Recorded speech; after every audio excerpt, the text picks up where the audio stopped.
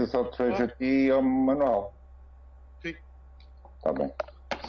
Olá, boa tarde a todos.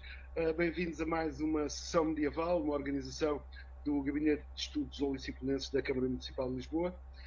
Hoje, para esta sessão de abril, temos connosco o vosso querido amigo, professor Luís Filipe Oliveira, que é professor associado da Universidade do Algarve, é investigador integrado do Instituto de Estudos Medievais e faz parte, desde 2007, do Conselho de Redação da revista Medievalista Online, da qual é atualmente o diretor.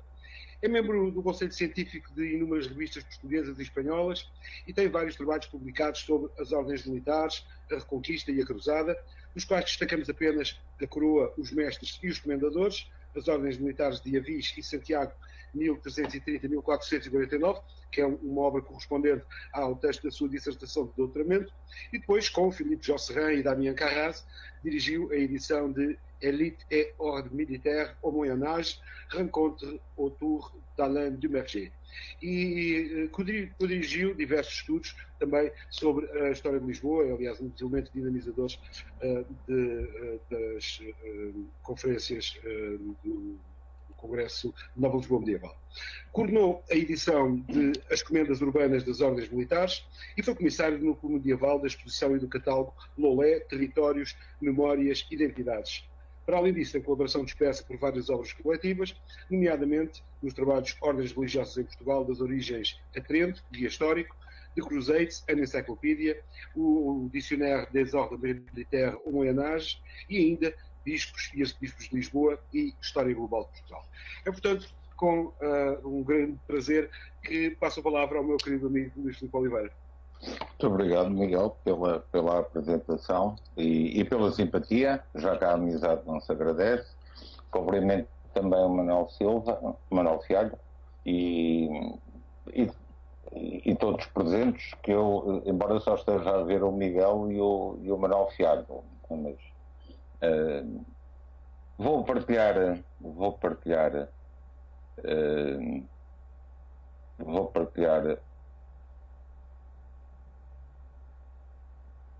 eu suponho que já estão a ver a minha partilha e duas ou três considerações antes de entrar diretamente no tema, para chamar a atenção que a documentação das ordens militares não é propriamente muito esclarecedora sobre a presença dos freires das ordens militares em Lisboa, mas é escassa, as referências são escassas e a informação mais importante, não a única, mas a mais importante, encontra-se em conjuntos documentais produzidos ou pela Coroa ou pelas outras casas monásticas de Lisboa, nomeadamente São Vicente de Fora, e é exatamente o livro de compras de São Vicente de Fora que nos dá os primeiros testemunhos da presença de freios do hospital em Lisboa a partir da década de 70. Um conjunto de compras realizadas pelo mosteiro que mencionam, a partir da década de 70 do século XII, a presença do hospital na cidade. É ainda a documentação, esse livro de compras do Mosteiro de São Vicente, que nos menciona, já para a década de 80 do século XII, a existência de uma pequena comunidade dirigida por um hospitalário na cidade de Lisboa. O templo aparece mencionar, as casas do templo em Lisboa aparecem pela primeira vez mencionadas numa bula papal também da década de 80 do século XII, embora quer para o hospital, quer para o templo, a documentação posterior confirme a existência de, no caso do hospital, da comenda de São Brás em Lisboa, no caso do templo, de uma comenda na cidade de Lisboa. As outras ordens documentam-se apenas a posteriori, quer a Viz, quer a Ordem de Santiago, aparecem sobretudo comentadas durante o século XIII. Uma segunda observação para o termo casa, uso aqui o termo casa no sentido que a cultura monástica lhe dá, ou seja, como espaço de existência de uma pequena comunidade, evidentemente, no caso das ordens militares, de dimensão menor do que a maior parte das casas monásticas, e são estas casas para as quais eu gostaria de chamar a atenção em Lisboa. Começo exatamente pelo primeiro problema, a localização destas casas na cidade. O que tem aí é uma planta da cidade de Lisboa, com tracejado a cerca moura e em traço negro a muralha fernandina. Cada uma das cruzes marca a localização aproximada, já lá iremos, das 4 casas, das 4 ordens militares na cidade de Lisboa. 3 delas situadas na freguesia de Santiago, e uso este mapa porque ela tem também as freguesias identificadas. Na freguesia de Santiago, muito provavelmente nos arredores da Porta do Sol, que se situa nesta zona da cidade. A 4ª casa da Ordem de Santiago situa-se em contrapartida numa outra freguesia do casco histórico, na freguesia de São João da Praça, e ficava muito próxima à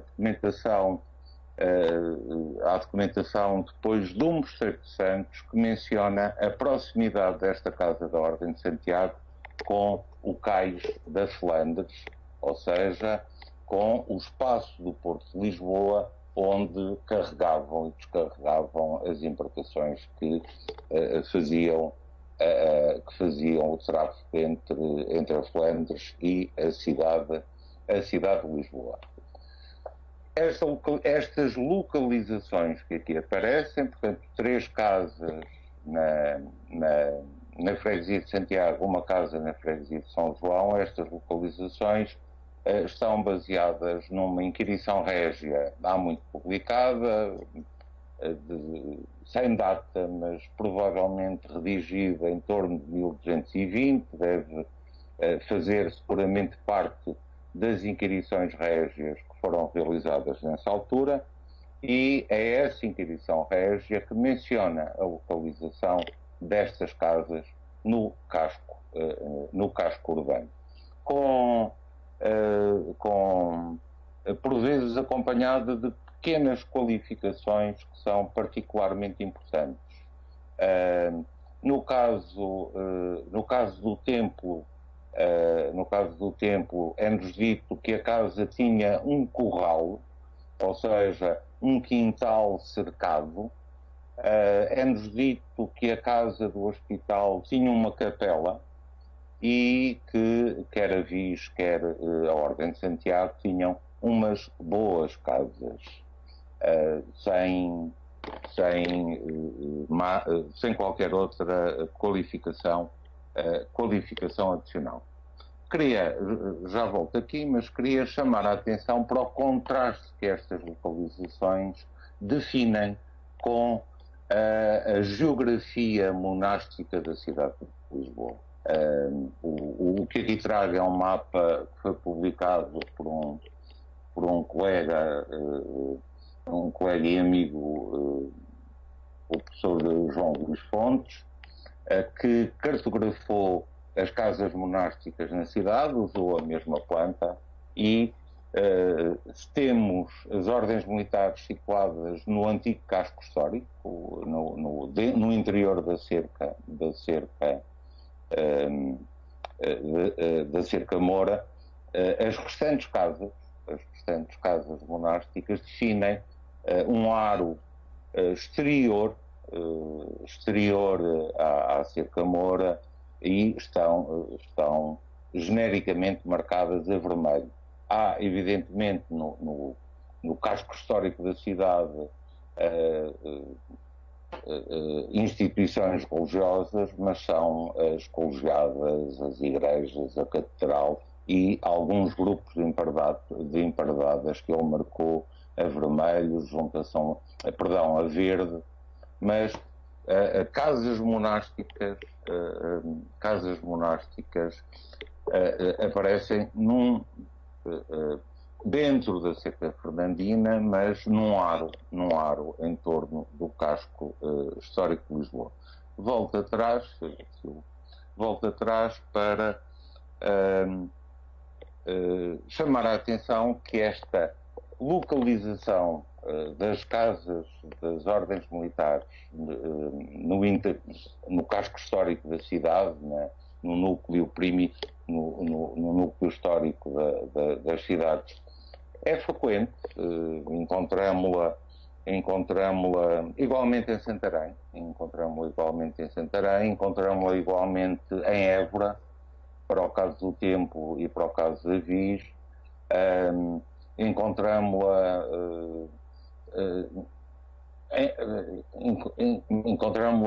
também em algumas cidades peninsulares, por exemplo em Barcelona, em Tortosa. É uma localização recorrente, embora seja igualmente frequente a situação destas casas-sedes das comendas urbanas, seja frequente a sua localização nos arrabaldes, nas periferias. É o que acontece em Leiria, é o que acontece em Braga, é o que acontece na Covilhã, onde as casas das comendas não têm esta localização, mas aparecem nos arrabaldes, fora das muralhas desses mesmos núcleos urbanos. E isto permite-nos chamar a atenção para um aspecto que é importante, porque traduz, em primeiro lugar, a concordância, no mínimo, das autoridades políticas da cidade e das autoridades religiosas da cidade com a concordância no que respeita à implantação destas comendas no interior do casco urbano, concorrendo, portanto, com as estruturas eclesiásticas existentes à data. Não temos notícia, não conhecemos a origem deste património. Não sabemos se foi por doação, se foi por compra, não sabemos se a doação é régia, se é episcopal, se é concelia, mas esta presença permite sublinhar este aspecto. Queria chamar a atenção para dois outros aspectos que esta localização permite evidenciar. Em primeiro lugar, no caso das casas do Templo, do Hospital e da Viz, uma apetência pelas portas da cidade. Estas três casas aparecem situadas na freguesia de Santiago, junto à Porta do Sol. Uma das portas de entrada na cidade, um espaço de circulação, mas também, como sabem, as portas são um dos elementos mais frágeis das muralhas e concentrar efetivos das ordens militares em redor de uma porta é garantir a existência de pelo menos alguns efetivos que podem concorrer para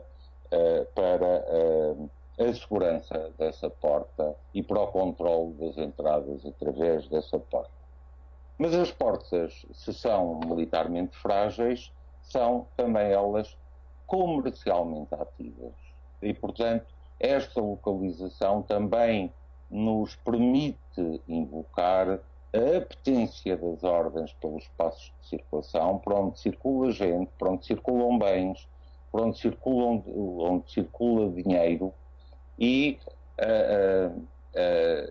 a circulação de tudo isto, a mobilidade de homens, a mobilidade dos recursos, constitui uma das razões de ser desta presença das ordens militares no casco urbano. É para captar esmolas, é para captar doações, é para concentrar recursos e homens que depois se remetem para outros destinos, porque as comendas não são, e voltaremos a isso, não são instituições autónomas, fazem parte de estruturas hierarquizadas e obedecem, portanto, a instruções que vêm de fora e às quais elas são obrigadas a cumprir e a respeitar. Uma última observação relativamente à outra casa de Santiago, situada na freguesia de São João da Praça, porque ela permite evocar essa mesma relação com a circulação, uma vez que, como há pouco sublinhei, ficava situada na proximidade do Cais da Flandres e, portanto, junto a uma zona que permitia um acesso facilitado à movimentação de mercadorias através do porto de Lisboa. Espaço igualmente de circulação, de entrada de gente de fora, de entrada da gente que descia ao rio ou que chegava à cidade entrando pela Foz. Portanto, outro espaço de circulação que permite sublinhar bem esta importância.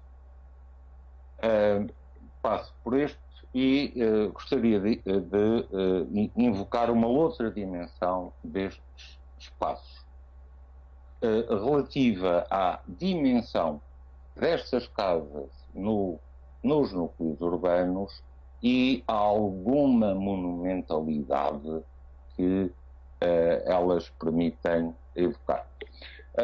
Eu tinha um PowerPoint que isto estava animado, agora tenho tudo junto, mas é um panorama de Lisboa que toda a gente conhece, é o panorama de Leiden, de uma Lisboa já de finais da época medieval, um desenho fabuloso com uma riqueza de informação e de pormenor, e a seta, que era suposto estar animada, aponta para o espaço ocupado pela comenda do hospital em Lisboa. Tem depois à direita uma ampliação.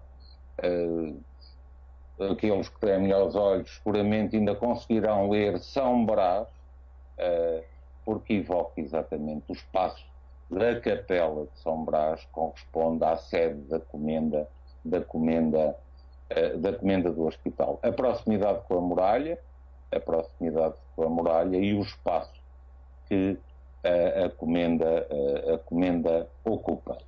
Um segundo caso, na mesma zona, é uma fotografia tirada a partir do Largo das Portas do Sol e o que ali está é uma torre integrada seguramente na muralha e a seta, mais uma vez, marca uma cruz situada no piso superior e que, sem certezas, pode corresponder à casa que o templo tinha na freguesia de Santiago e que aparece descrita com algum pormenor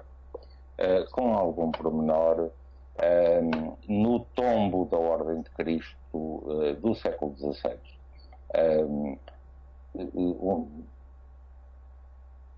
É verdade que a identificação não é rigorosa, não é segura, mas a localização, os dados que temos anteriores para o século XIII e para o século XIV, porque a casa do Templo e da Ordem de Cristo aparecem mencionadas com alguma regularidade na documentação, é provável que corresponda ao espaço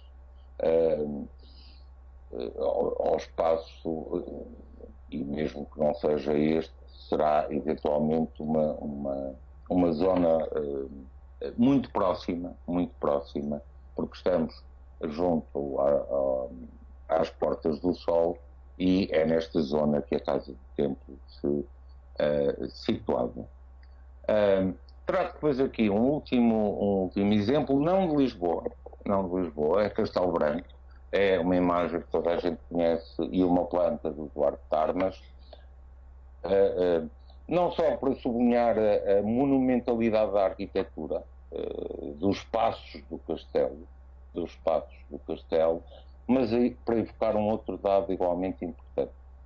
Em 1325, nas Cortes de Évora, o Conselho de Castelo Branco queixa-se dos freires e dos comendadores que abusam do direito de aposentadoria e requisitam roupas e ocupam casas, e o rei, em resposta ao Conselho, proíbe semelhantes práticas e acrescenta que sempre que vai a Castelo Branco, ele e a sua comitiva, ele e os seus oficiais, e não seriam poucos, ficavam nos espaços do castelo da Ordem de Cristo à data e que pertenciam seguramente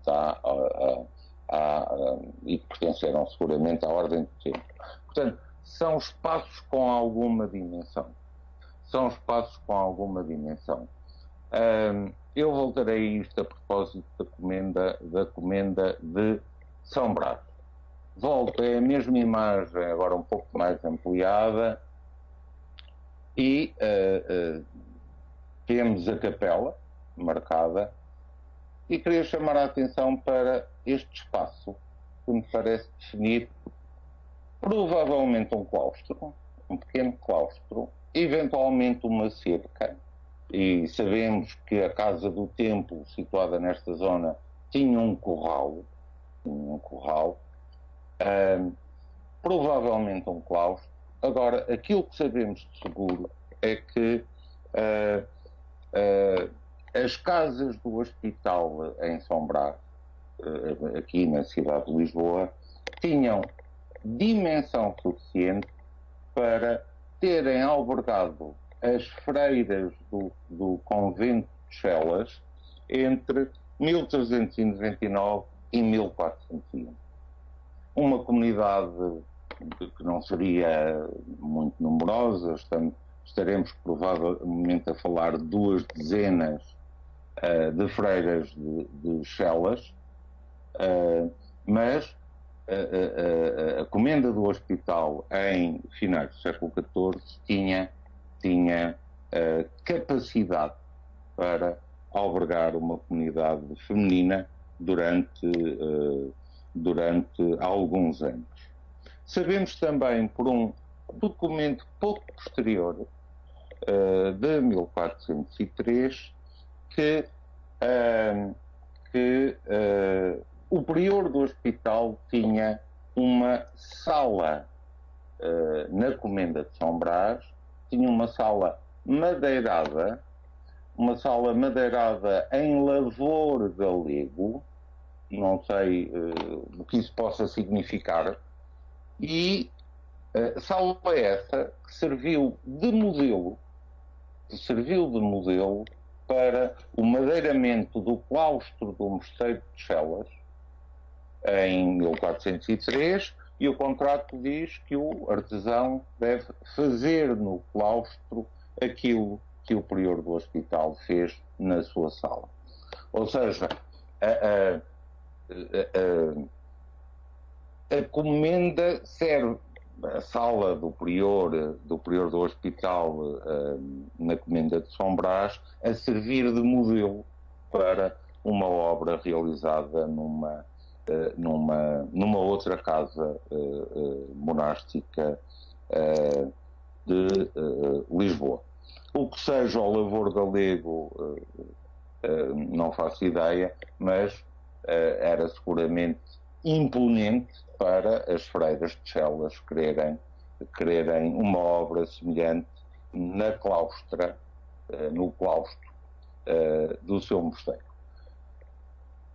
Capela, um claustro, a sala do prior, aposentos do prior, provavelmente outros aposentos para freires residentes ou de passagem e, seguramente, um cemitério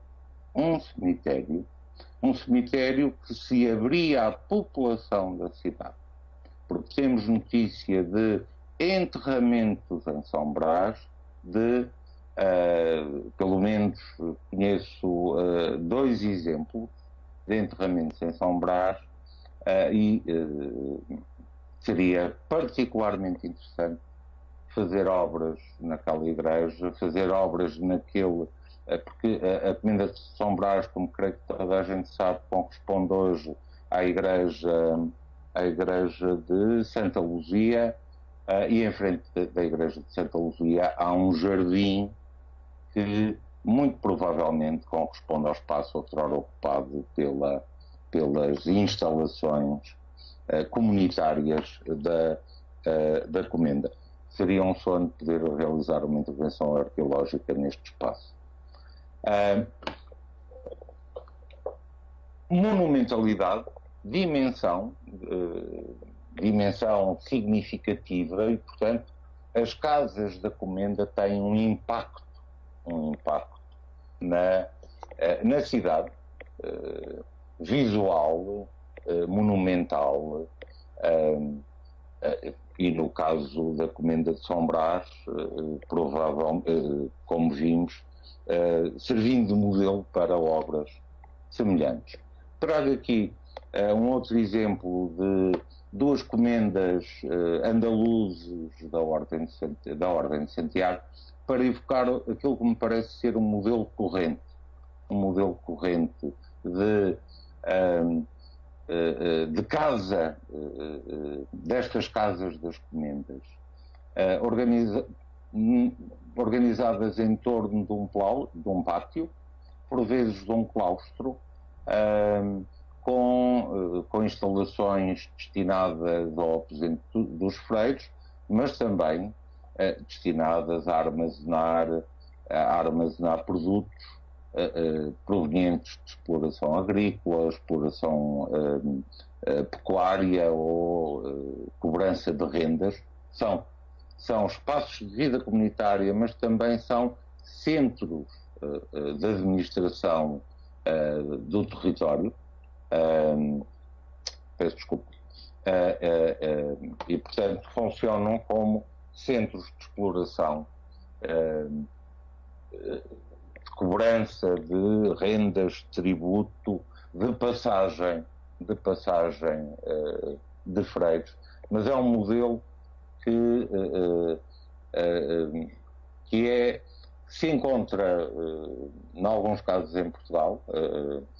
A Comenda de Ordens da Ordem do Templo obedecia a uma planta deste género, da mesma forma. A Comenda de São Brás em Lisboa, aparentemente também, e todas as comendas que têm sido estudadas na Península, em França ou Itália, correspondem, na maior parte dos casos, nem sempre, a este modelo.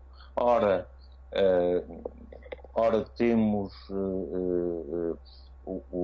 uma casa ordenada em torno de um pátio, por vezes com uma torre, por vezes só com uma capela, mas sempre um espaço adaptado à vida destas comunidades. Isto também era para aparecer um de cada vez no PowerPoint, aqui no PDF não aparece, evocar outras marcas destas casas na vida urbana. Não é o caso de Lisboa. A toponímia de Lisboa, tanto quanto eu tenha podido apurar, não guarda memória da presença.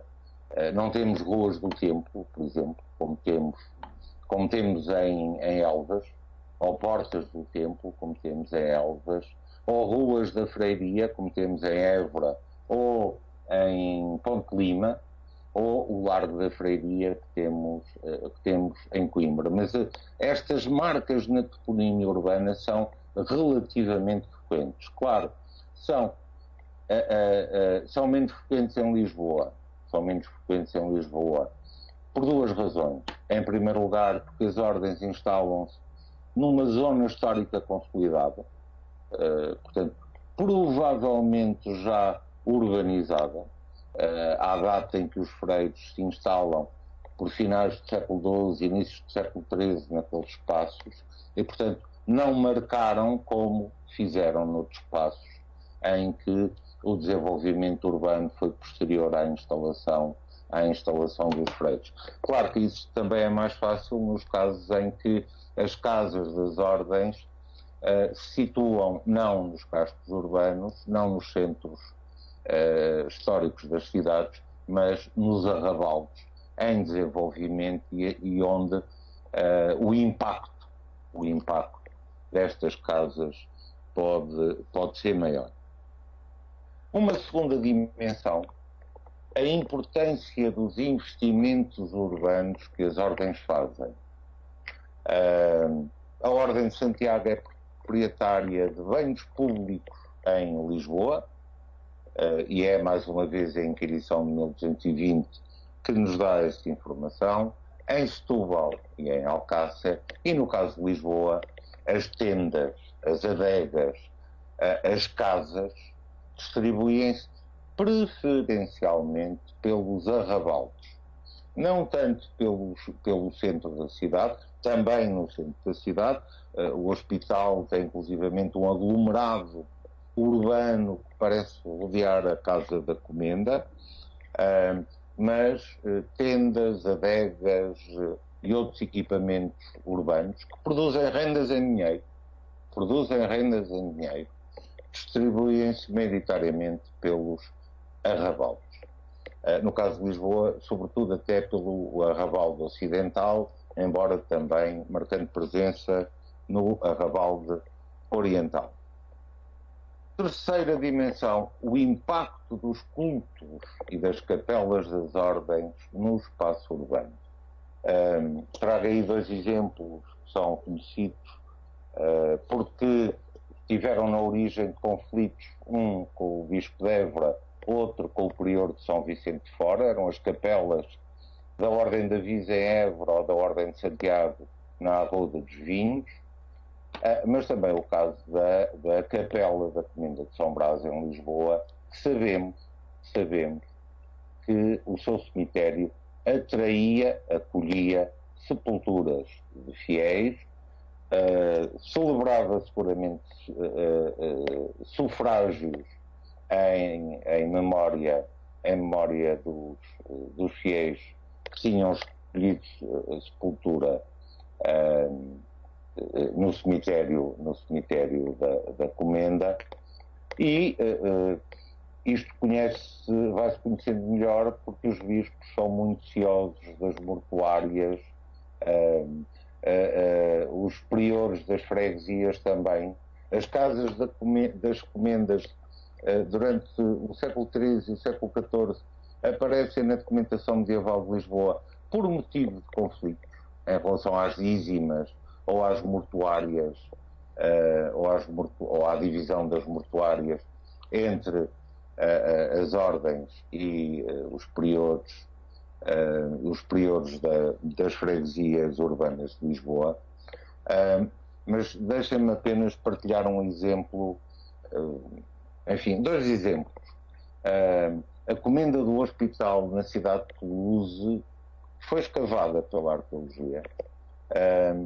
Tinha cerca de 1000 sepulturas. 1000 sepulturas. Agora, recentemente foi escavado um cemitério na Terra Santa, em Israel, o cemitério do Castelo Peregrino, do Castelo da Atlite, e estão identificadas, era um castelo do Templo, da Ordem do Templo, e estão identificadas cerca de 5000 sepulturas. Claro que tem peregrinos, tem cruzados, tem população, tem templários, claro, mas queria sublinhar que o estudo deste espaço que em Portugal se tem feito pouco, pode trazer informações decisivas para o conhecimento dos intercâmbios que as capelas e os cultos promovidos pelas ordens têm com as gentes das cidades. Evocar o papel da hospitalidade, e em Lisboa as casas das comendas estão junto a portas, espaços de circulação, espaço de acolhimento, espaço de passagem. A hospitalidade é uma obrigação, claro, matricial no que respeita aos hospitalários, mas cumprida pelas demais ordens, militares. A hospitalidade é importante, é igualmente importante. As redes de familiares conhecemos muito mal, porque a documentação das ordens não preservou testemunhos da familiaridade familiar. Eu conheço para a documentação portuguesa 2 cartas de familiares, que é muito pouco. Na documentação das ordens europeias, na documentação das ordens na Europa, não são mais comuns, porque muitas vezes a relação de familiaridade nem sempre implica uma doação de bens. A familiaridade pode assentar numa esmola regular, repetida anualmente, em espécie, em dinheiro, mas ritualmente repetida, que assegura um laço, que assegura a inscrição do familiar na comunidade, a proteção do familiar pela comunidade religiosa, e isso basta para criar o laço. E esse tipo de relação nem sempre dá lugar à redação de uma carta, que só acontece quando há transferência de propriedade significativa cuja memória importa assegurar e cuja memória importa arquivar. Mas permitam-me chamar a atenção para um trabalho que fiz aqui há uns anos a partir das inquirições de 1220, em que as inquirições dão testemunho de um conjunto de indivíduos que se associam, sobretudo ao hospital, menos ao templo, com doações muito pequenas, com doações que podem ser que as inquirições muitas vezes designam como entradas, frações minúsculas de uma leira, de uma vinha, de um casal, mas que é o suficiente para estabelecer um compromisso entre estes homens e a casa da ordem. Laços de outro tipo, sobretudo com o mundo da produção industrial e do comércio, da compra e da venda. Para Lisboa, o único facto mais significativo é a proximidade da Casa de Santiago ao Cais da Flandres, mas para outras cidades temos informação importante. Por exemplo, em Londres, a Casa do Templo estava situada sobre uma porta da cidade e, portanto, atravessava-se a Casa do Templo para entrar e sair da cidade, e a comenda do Templo de Londres tinha um acordo com os mercadores, permitindo-lhes entrar e sair da cidade a qualquer hora por aquela porta. O que testemunha bem esta proximidade com o mundo mercantil, que também que também pode ser evocada, enfim, que também pode ser evocada pelo uso das casas do templo e do hospital em Marselha como lugar de depósito de mercadorias vindas do Mediterrâneo ou que aguardam despacho para o Mediterrâneo. Para Lisboa não conheço nada de semelhante, embora a proximidade com a Porta do Sol, a proximidade com o Cais das Flandres permite evocar esse mundo que depois a literatura trata de uma forma mais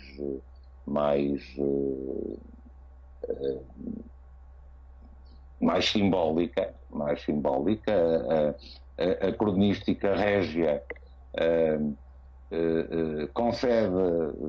concede aura de santidade a um mercador que se transforma em mártir junto com os mártires da conquista de Tavira, na Ordem de Santiago, e há uma cantiga que ridiculariza um mestre de uma ordem, não identificado, que meteu os dinheiros da ordem numa tenda e, portanto, numa atividade comercial, embora o esteio da tenda não era lá muito seguro e a tenda veio toda abaixo. Claro que o esteio da tenda tem conotações de outra ordem, mas é evocativa desta proximidade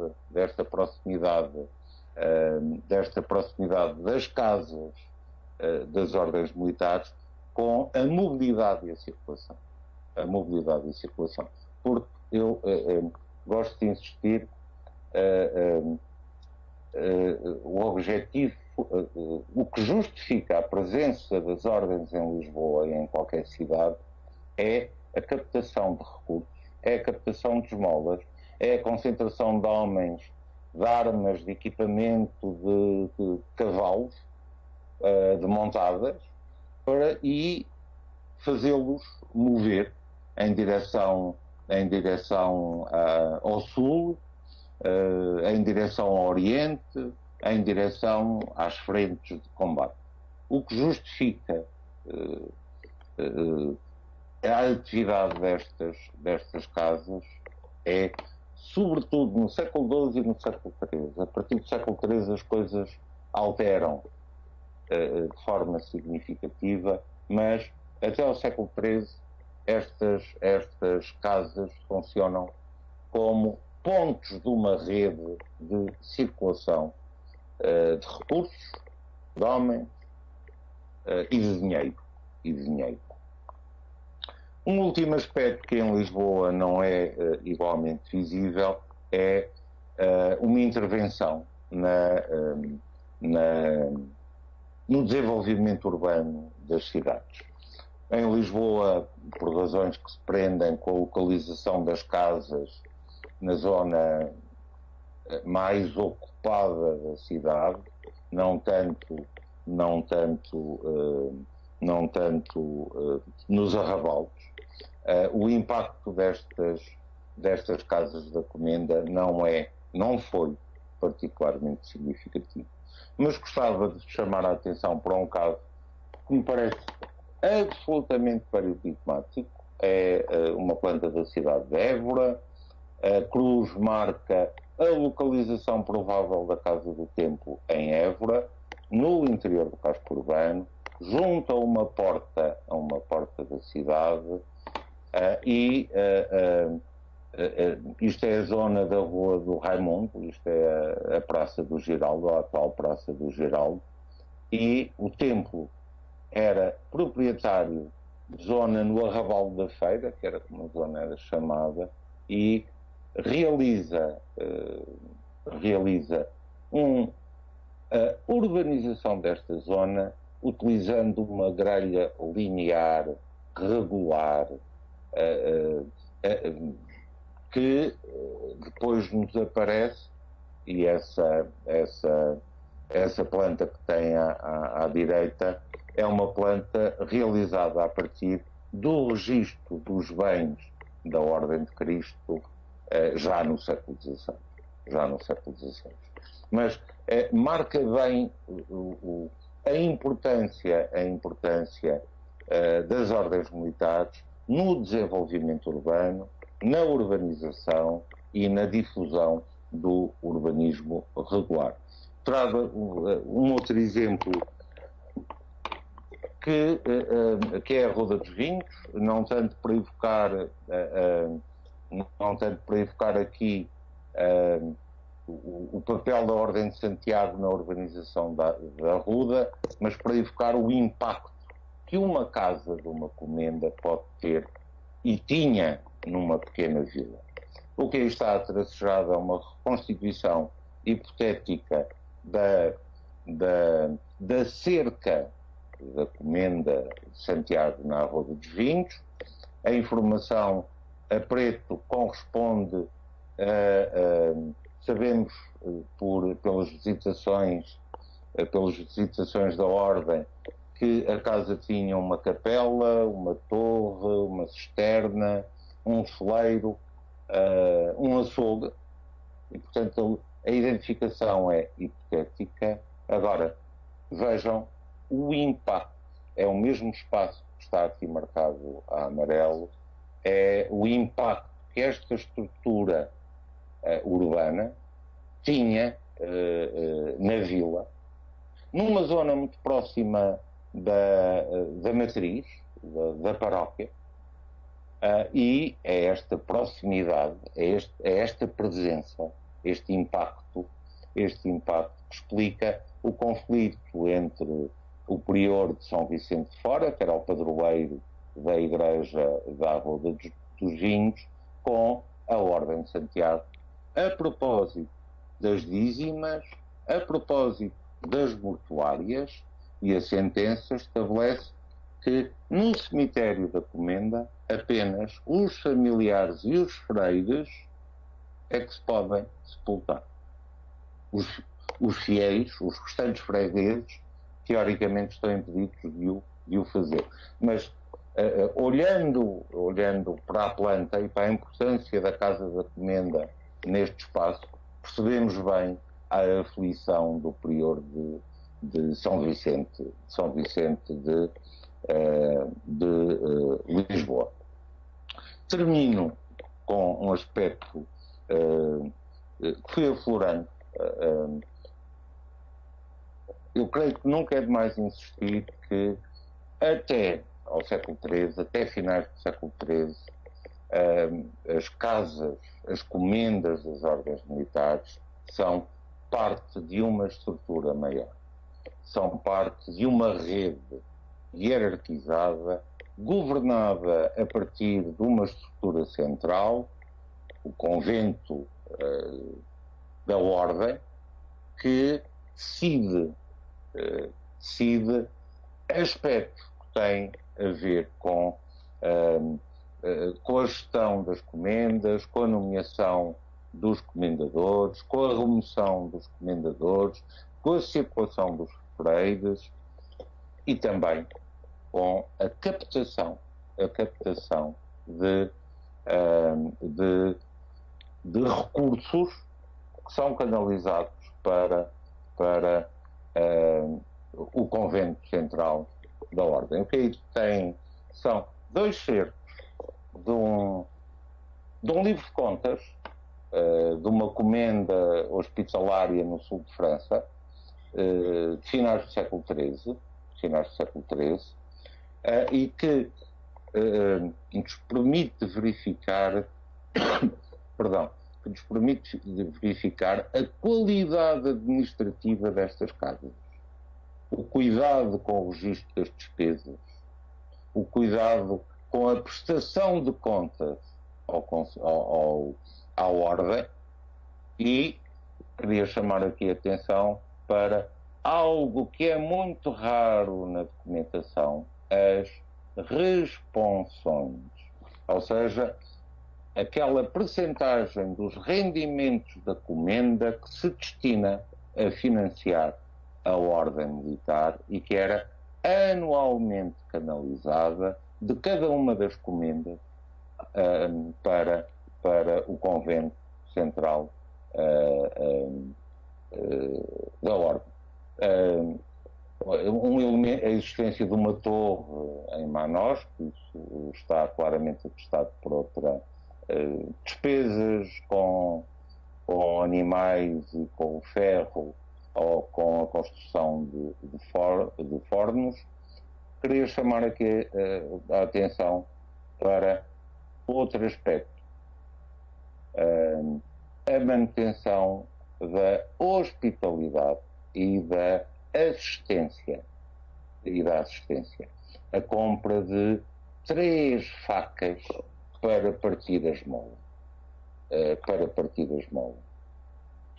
sinal de que estas casas mantêm as suas funções, entregam anualmente uma parte dos rendimentos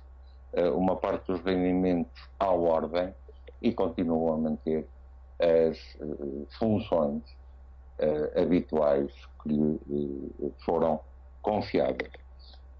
Uma última observação para recordar que a partir do século XIII a maior parte das casas das ordens em Lisboa foram objeto de alienação. A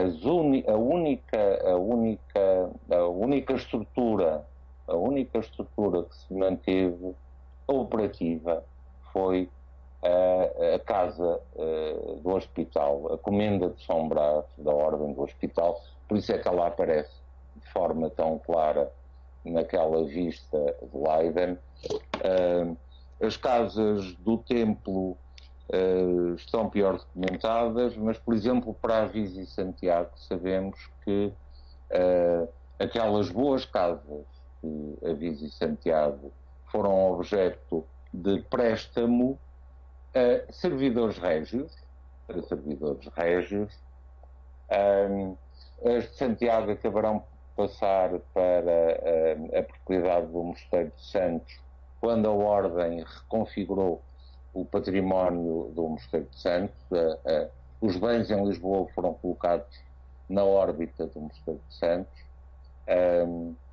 e no século XV as casas de Avis, de Santiago ou de Cristo estão ou aforadas ou dadas em empréstimo, quer dizer que perderam nessa altura já a vida coletiva que tiveram no XII, tiveram no XIII e que perderam seguramente ao longo do século XIV. A única exceção, repito, é a Comenda de São Brás da Ordem de Santiago, que depois aparece abundantemente mencionada pelos cronistas da Ordem ou alheios a partir do século XVI.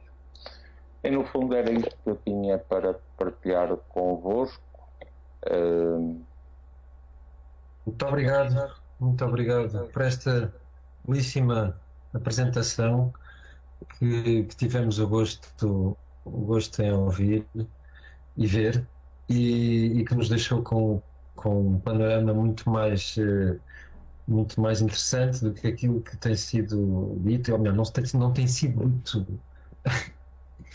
muito sobre este tema, e realmente a presença das ordens em Lisboa é um tema que faltava ver, e aprendi muito hoje, e acho que foi uma apresentação muito interessante por trazer novas informações, ou pelo menos informações que não estavam compiladas, estruturadas numa apresentação, e isso acho que é muito importante. E portanto queria dar já os parabéns pela apresentação, que achei muito boa, muito interessante. Temos aqui já algumas perguntas, mas antes disso eu vou colocar uma questão que me surgiu por causa que tem a ver com a localização. Ou melhor, isto são duas questões que entroncam mais ou menos uma na outra, talvez sim ou talvez não. E portanto, a primeira é: Lisboa até 1217 é uma fronteira, não é? Portanto, é uma cidade de fronteira e precisava de ser defendida.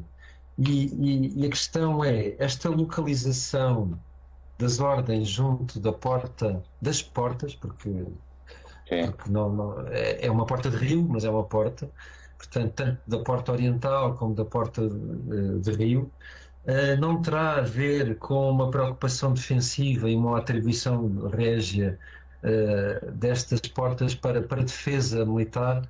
Essa é uma das questões. E depois esta questão entronca com a outra, que é: terão as ordens, pelo menos estas primeiras ordens, as 3 ou 4 primeiras ordens, as 3 pelo menos, participado na conquista de Lisboa ou não? Ou seja, eu sei que não há muita.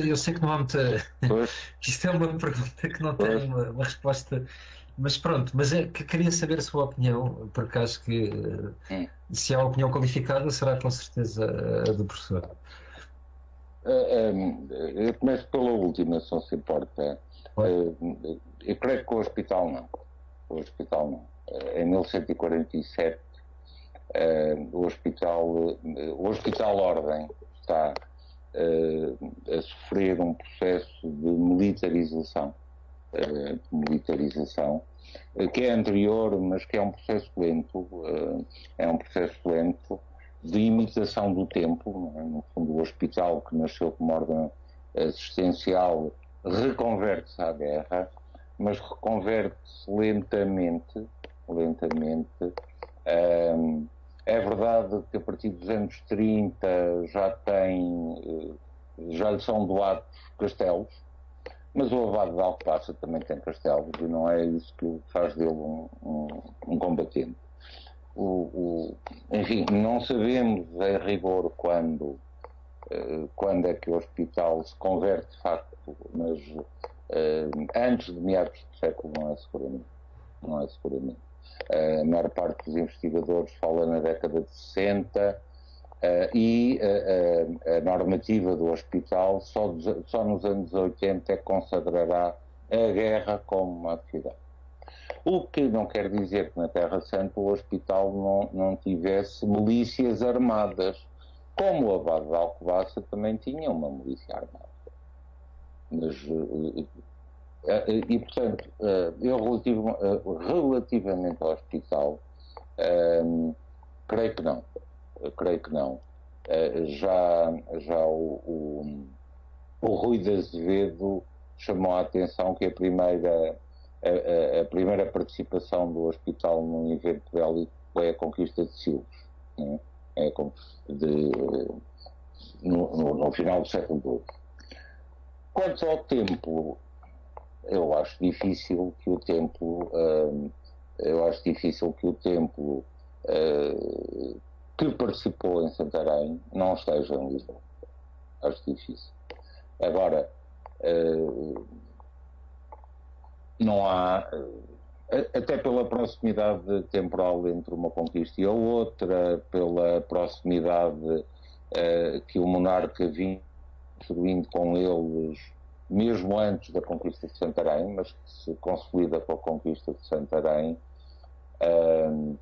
e acho difícil que... Agora, a primeira referência que eu conheço à presença do templo em Lisboa, às casas do templo em Lisboa, é apenas dos anos 80 e é numa bula de confirmação. Desde quando? Enfim... quer dizer, é verdade que se menciona a presença do templo no convento de Chelas, numa primeira fase do convento de Chelas, mas isso não assenta em nada de... Quanto à primeira questão que colocou, sim, quer dizer, acho que uma das razões é garantir a defesa de uma porta importante da cidade, e isso, claro, interessa ao monarca, não apenas até 1217, porque mesmo depois Lisboa continua a sofrer de volta e meia de incursões vindas do sul, não é? E aquilo é uma das portas da cidade. Portanto, garantir essa defesa concentrando recursos naquela zona é importante. Em Évora e em Elvas, as casas do templo estão igualmente situadas junto a uma porta. Em Barcelona também. em Barcelona também. Isso é uma localização frequente e, portanto, há aí uma associação à defesa e à preocupação em defender, mas as portas são mais do que pontos frágeis.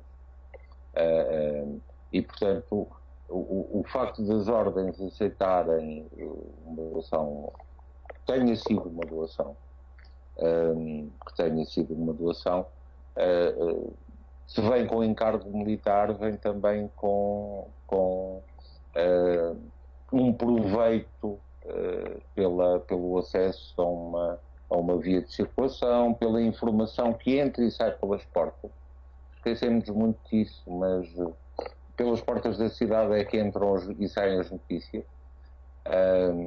Entram os viajantes, os peregrinos, entram as mercadorias, entra tudo. Quer dizer, também é uma forma de controlar. E depois, a porta oriental está... não faz sombra ao bispo. Não faz sombra ao bispo. Está suficientemente afastada da Sé. Porque a sombra em Évora, o que determina a saída da Viz de Évora, é a sombra que a casa e a capela fazem à Sé de Évora. Há uma sentença que é a Hermínia Gonçalves, data de 1201, não tem data, mas ela atribui esse ano, em que os freiros de Évora, à data, são obrigados a remover o sino. Ou seja, que era o que os muçulmanos faziam às igrejas cristãs em território muçulmano. Não é? A proibição de chamar publicamente os fiéis. E portanto, aqui esse problema está mais a distância a ser significativa, mas sim, claro, essa dimensão militar, creio que sim. E obrigado pela pergunta, pelos comentários, pelo convite. Eu fui indelicado ao princípio e não vos agradeci o convite, mas... Nós é que temos que agradecer e passo a palavra ao Miguel para dar continuidade e lembrar que temos aqui pelo menos 2 perguntas de Facebook. Sim, teve 3 perguntas para passar ao Luís, mas eu não queria deixar de felicitar por esta magnífica exposição, que nos traz uma outra dimensão das ordens militares, uma dimensão que não é a dimensão exclusivamente militar a que nós nos habituamos a abordar, mas que é essencialmente uma dimensão de gestão de recursos. Eu subscrevo a ideia que apresentaste relativamente à dimensão de polo que recebe e que reenvia quer homens, quer munições, quer mantimentos, e Lisboa tem uma posição charneira na expansão em direção ao sul, e essa dimensão parece-me a mim que é a que vai ditar a presença dos freiros em Lisboa e não tanto a componente defensiva. Estou convencido que a presença de um freire e eventualmente depois 3, 4 auxiliares que aí possam estar num regime de maior permanência não seriam suficientes para assegurar a defesa nem de uma porta nem de uma torre. Poderá ser eventualmente mais o caráter simbólico da presença dos freiros junto à porta que nos pode remeter para essa dimensão militar. Mas é apenas a minha perspectiva. Eu gostava só de te lançar perguntas muito rápidas e que vão seguramente exigir uma resposta também relativamente rápida. Para o caso, obviamente no caso do hospital as referências são à bailia, mas encontramos referência a comenda, por exemplo no caso de Santiago ou do Templo, ou apenas uma referência à casa? Esta é a minha primeira questão. Não sei se queres responder já ou se queres depois responder de atacado. Eu não sei como achares melhor. Não, é muito rápido, pois é apenas um comentário relativamente a uma questão que tu colocaste, ou a um desejo que tu formulaste de poder escavar o espaço do Mirador de Santa Luzia. Creio que não vai ser possível, porque aquilo já foi tudo revolvido quando do rearranjo do Miradouro, e há inclusive estruturas da Câmara Municipal de armazenamento, se não estou em erro, por baixo do Miradouro, por isso dificilmente conseguiremos encontrar o cemitério da Bailia de Santa Luzia, de São Brás, ou mesmo sequer vestígios do claustro ou de outras estruturas. Mas, mais uma vez, foi... E outra coisa não seria de esperar de ti uma magnífica lição sobre as ordens militares. E sobre dois temas que tu conheces bem, ao fim e ao cabo, Lisboa e as ordens militares. Sim, obrigado, Miguel. São Brás aparece ora como baile, ora como recomenda. Depende. Os termos são sim, mas aparece quer como comenda, quer como bailia. O templo tem uma comenda de Lisboa. O templo tem uma comenda de Lisboa que só aparece. As casas aparecem mencionadas na bula papal de 1187, salvo erro, é esse o ano, mas depois o comendador aparece mencionado por meados do século XIII e mantém-se regularmente. Para a Vis, não conheço menção ao Comendador de Lisboa. Para Santiago o problema é um bocadinho mais complicado, porque a partir de 66, 1266, os bens de Lisboa passam para o Mosteiro de Santos. E é a documentação do Mosteiro de Santos que depois menciona as boas casas da Flandres. Mas até essa data, pelo menos, e mesmo depois dessa data, Santos continua a ter um comendador. Que não está obrigatoriamente no Convento de Santos. Eu, para o 13 e para o 14, conheço algumas referências a freiros. O comendador da Ordem de Santiago em Lisboa é conhecido como Comendador de Santos. A partir de 1266, tenho dificuldade em saber o que é que acontece, mas o comendador não desaparece e continua a ter responsabilidades na administração da comenda, junto com a comendadora. Embora o património de Lisboa é entregue,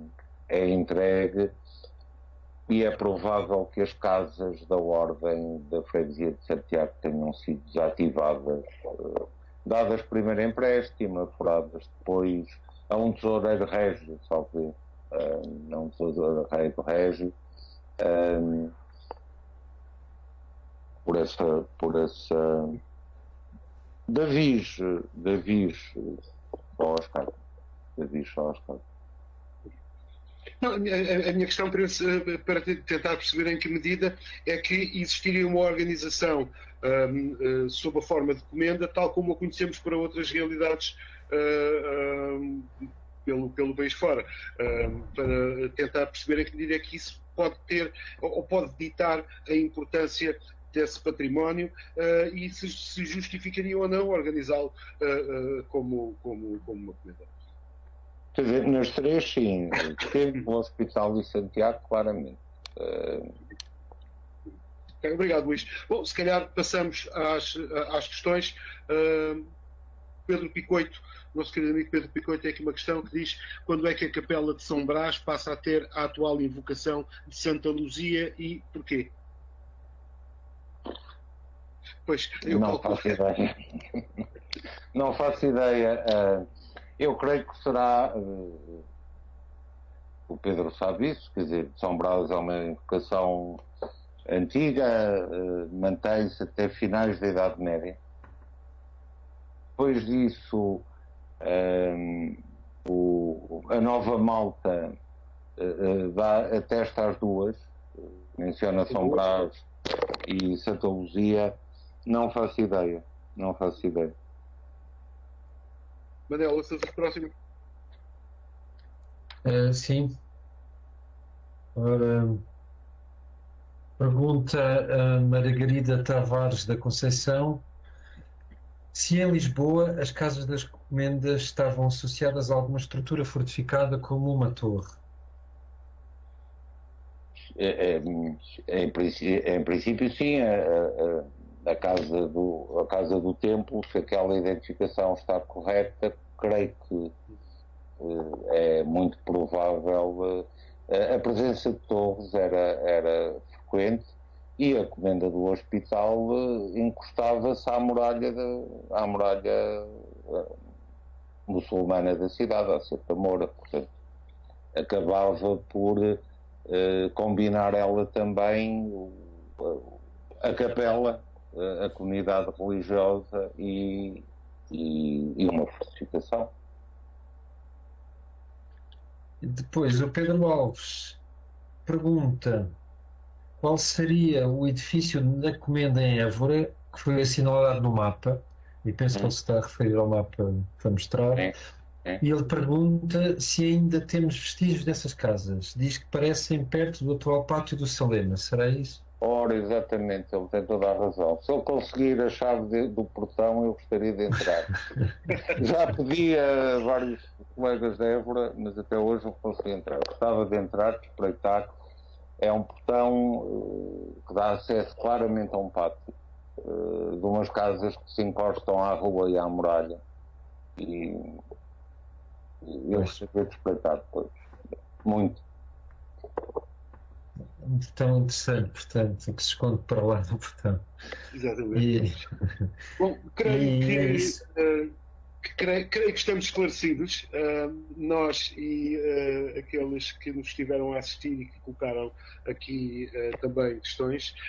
Da nossa parte, em meu nome e em nome do Manuel e em nome do Gabinete de Estudos Olisciponenses, resta-me agradecer-te por esta tua disponibilidade, pela forma sempre tão animada quanto trazes, que habitualmente trazes quando falas destas questões que tanto te dizem, o que para nós foi extremamente útil e extremamente interessante, porque ficámos a aprender muito mais com esta tua participação nestas nossas sessões medievais. Agradeço por isso, Luís, um grande abraço, muito obrigado. Um grande abraço. Todos que estiveram a ouvir, até à próxima e boa tarde, Manel, para nós até amanhã. Cumprimentos a todos os presentes. Um abraço. Um abraço. Um beijo. Obrigado. Não desligues, Luís.